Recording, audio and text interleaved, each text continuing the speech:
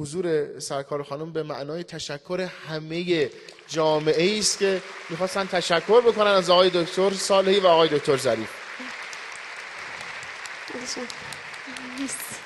سرکار خانم مژگان خطیبی، نماینده تقدیر و تشکر از تیم مذاکره کننده هسته‌ای.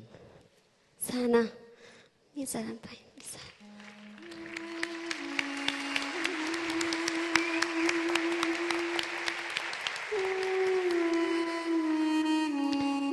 خواهش میکنم ازتون تا وقتی که شننگ اکسیژن رو از صورتم برمیدارم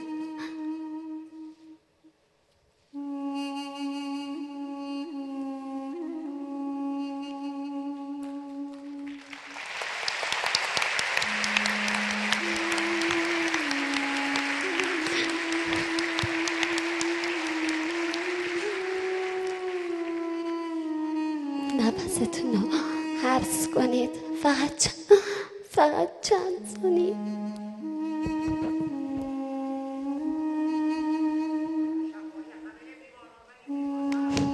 اللهم صل علی محمد.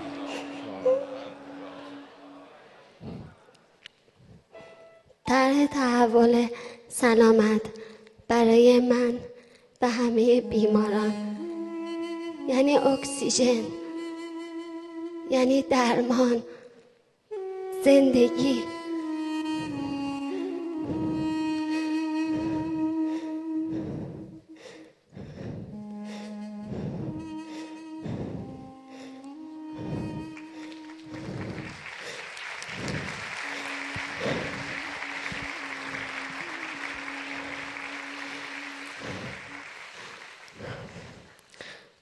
آقای ظریف، آقای صالحی، آقای روحانی، به خاطر امید به زندگی که به من همه بیماران بخشیدید، از شما متشکرم.